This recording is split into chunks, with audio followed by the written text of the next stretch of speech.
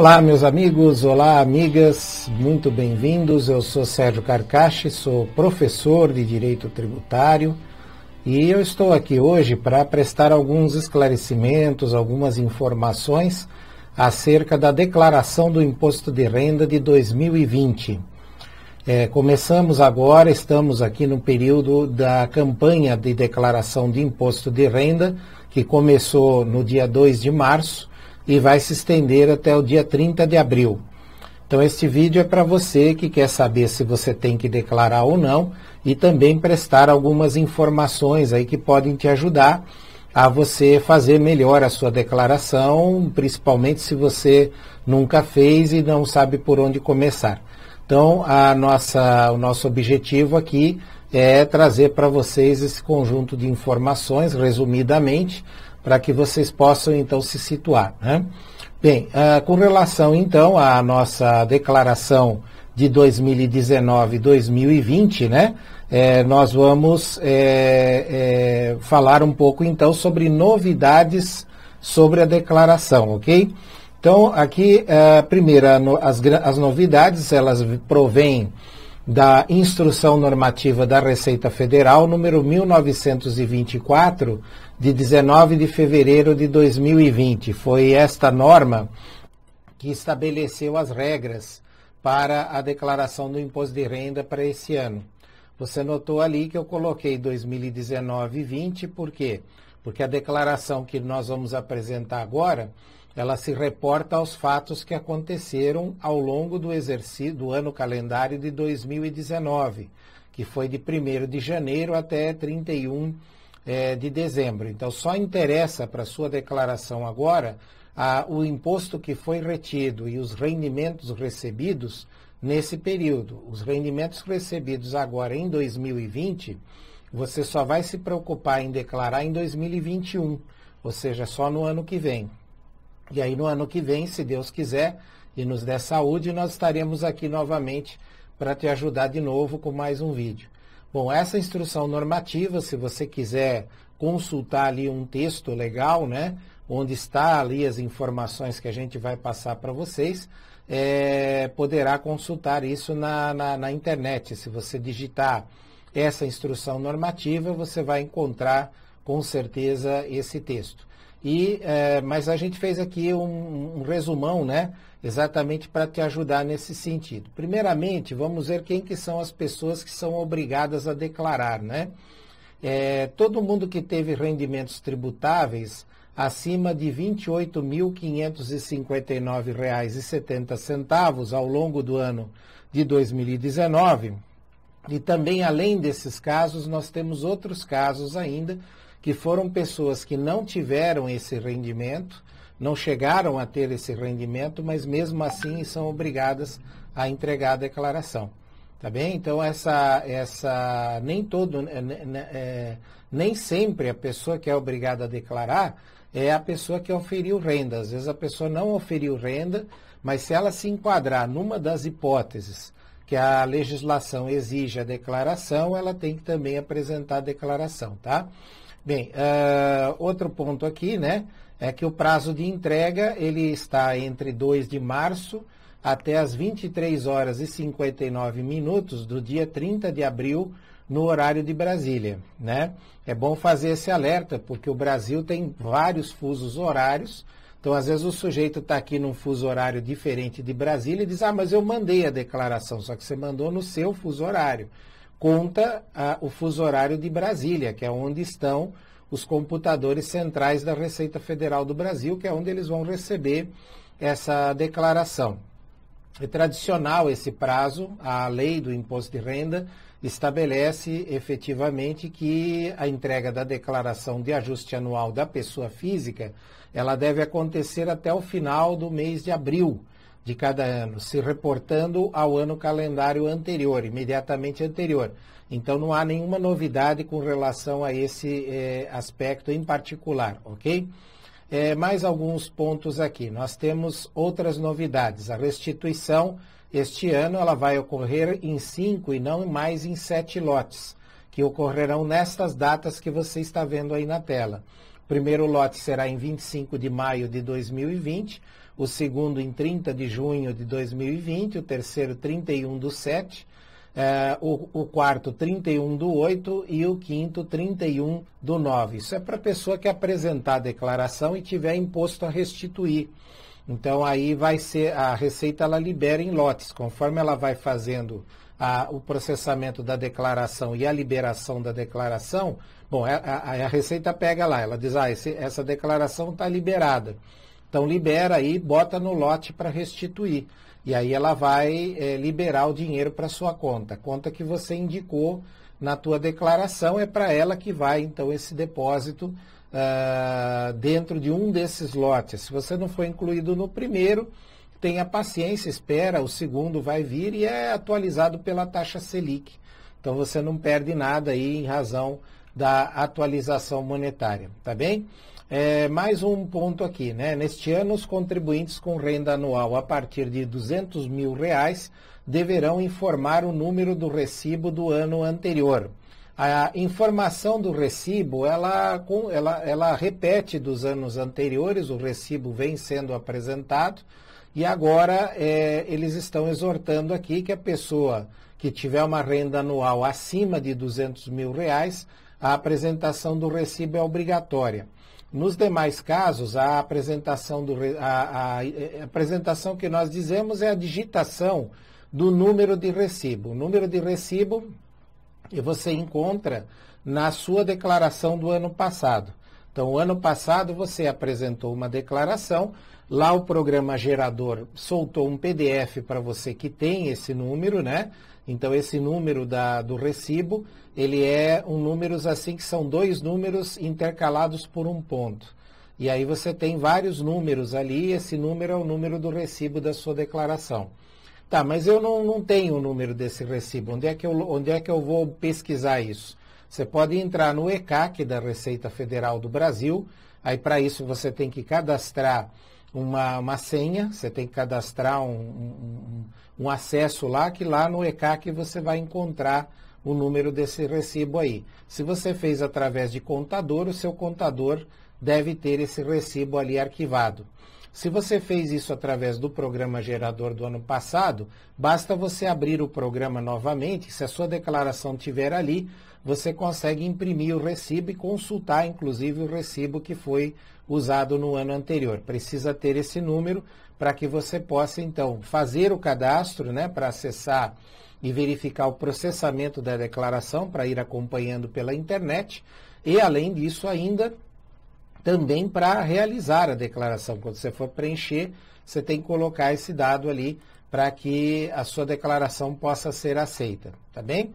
Mais um ponto, então, agora é quem é obrigado a declarar, né? Afinal de contas. Então, o contribuinte que recebeu rendimentos tributáveis superiores a R$ 28.559,70 em 2019, o que seria o equivalente a R$ 2.196,90 por mês, incluído o 13º salário, tá bem? Então, você tem que ver se o que você recebeu são rendimentos tributáveis, porque aqui nesta conta não vai incluir rendimentos isentos, tá? O rendimento isento não entra, o que entra é o rendimento que é sujeito à tributação, ou seja, aqueles valores que você recebe que tem que pagar imposto de renda.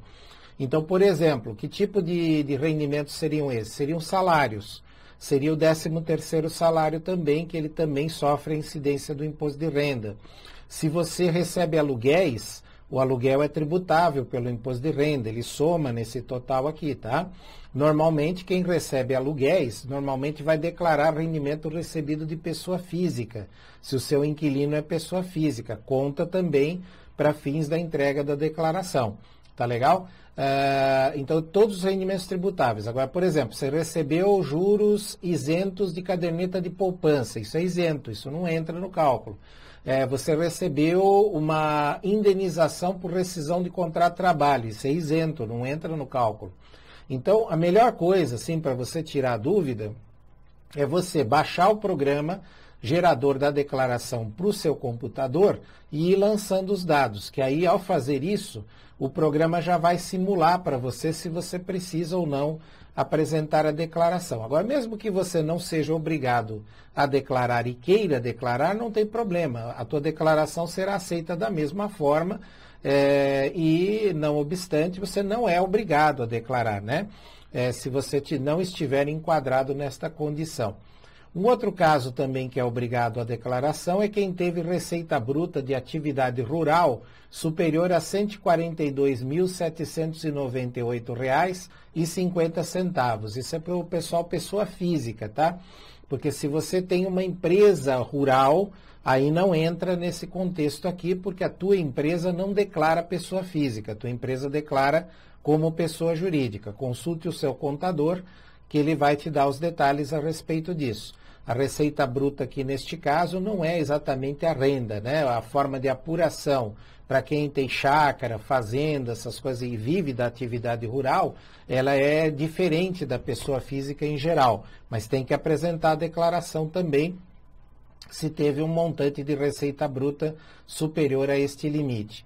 Outro grupo também são os contribuintes com rendimentos isentos, não tributáveis ou tributados exclusivamente na fonte de mais de R$ 40 mil.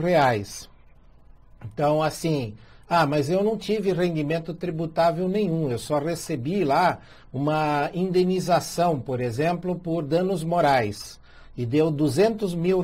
A indenização por danos morais é rendimento isento, você tem que declarar. Então, porque aqui superou a R$ 40 mil o rendimento isento e não tributável ou tributado exclusivamente na fonte. O que seria o tributado exclusivamente na fonte? Seria o 13º, por exemplo, seria um prêmio de loteria que você tenha ganhado, né? Inclusive aqueles prêmios que vêm nos programas de CPF na nota, né? Tipo Nota Paraná, Nota Paulista, tal. Você foi sorteado lá naquele prêmio, aquilo é declarado lá como rendimento tributável exclusivamente na fonte, se foi, logicamente, um prêmio maiorzinho aí, né? Agora, mesmo que seja só o isento, deu mais que R$ 40 mil, tem que apresentar a declaração. Eu não tive nenhum outro rendimento, mas tem que apresentar porque recebeu rendimentos isentos e não tributáveis que ultrapassam o limite previsto. Outro caso ainda são os contribuintes que tenham um patrimônio de mais de R$ 300 mil em 31 de dezembro. Tá, e o que entra em patrimônio aí? Entra tudo que você tem e declara. Por exemplo, veículos, carros, motos, motocicletas, motonetas, entra imóveis. Então você tem um imóvel lá, você declarou o imóvel, deu mais que R$ 300 mil o valor que consta na declaração, você tem que apresentar a declaração, conjunto dos seus bens. Conta bancária entra o saldo da conta bancária, o banco vai mandar para você, já deve ter mandado a essa altura, um informe de rendimentos, onde você encontra o saldo lá em 31 de dezembro do ano passado e 31 de dezembro de 2019. Entre 31 de dezembro de 18 e 19, é isso que vai apresentar agora. O do 19 é que vai te dar a totalização. De novo, insisto, é melhor, se você tem dúvidas, não sabe se é para fazer ou não custa nada, é de graça, você não vai gastar nada. Você baixa para o seu computador o programa gerador da declaração, ele faz essa simulação offline para você. A Receita não está vendo nada por enquanto, a não ser que você clique no botão e mande a declaração. Vai lançando ali os bens que você possui, que são passíveis de declaração, e aí você vê ali, o programa totaliza para você qual é a quantidade de dinheiro que deu. Se deu mais que 300 mil, aí você é obrigado a fazer a entrega da declaração. E aí entra conta bancária, aplicação financeira, VGBL, PGBL, esses planos de previdência que as pessoas fazem, né? Entra também, pode entrar consórcio, tem alguns casos de consórcio que são declarados na declaração de bens.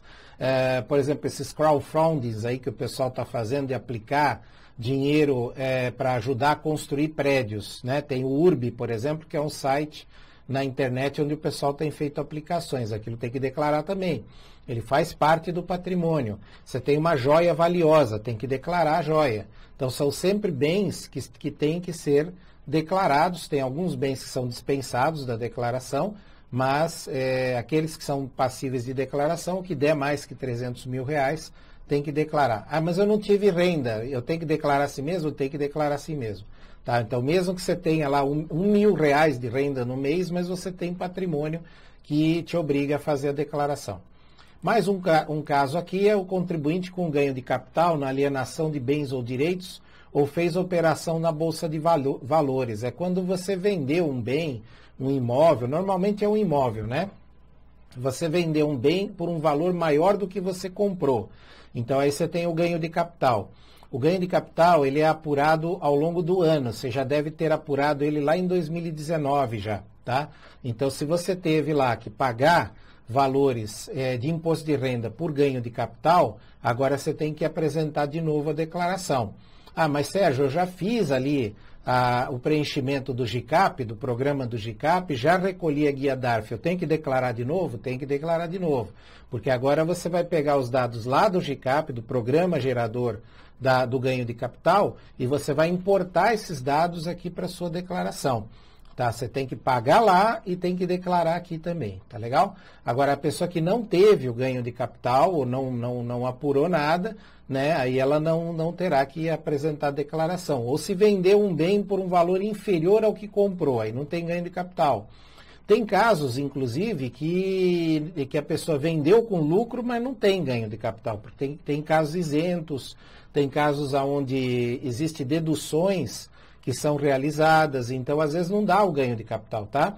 Não é simplesmente pegar, vendi por 10 e comprei por 5, tem o ganho de capital, não é tão simples assim.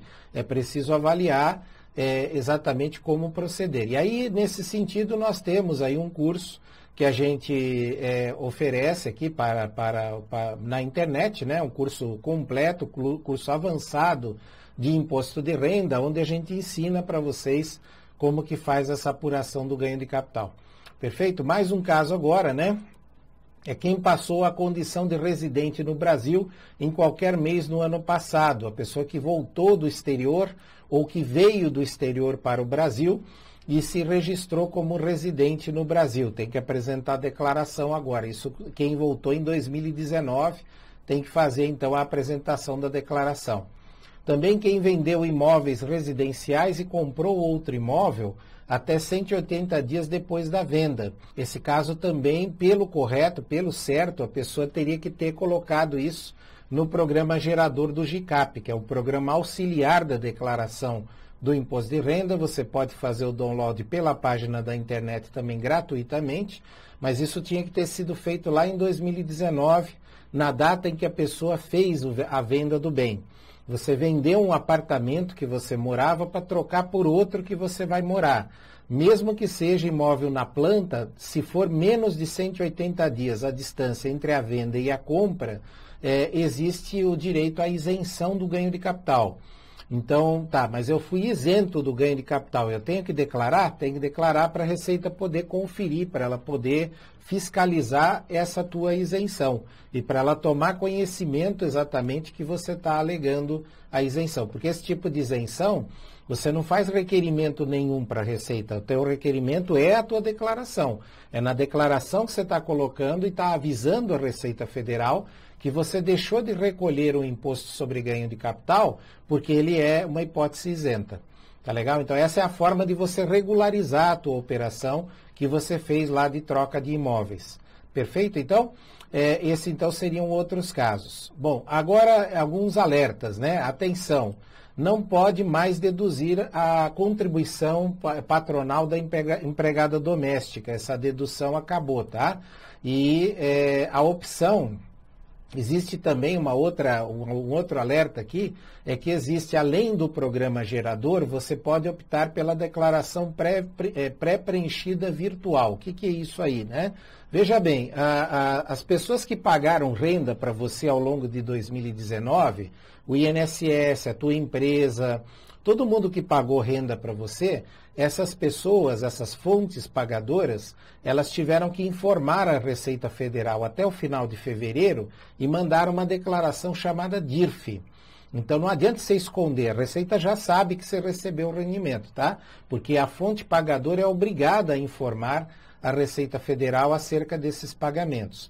Bom, aí isso fica lá uma base de dados ali nas mãos da Receita, então de forma que ela sabe que o teu CPF teve lá um determinado tipo de renda e reteve um certo tipo de pagamento.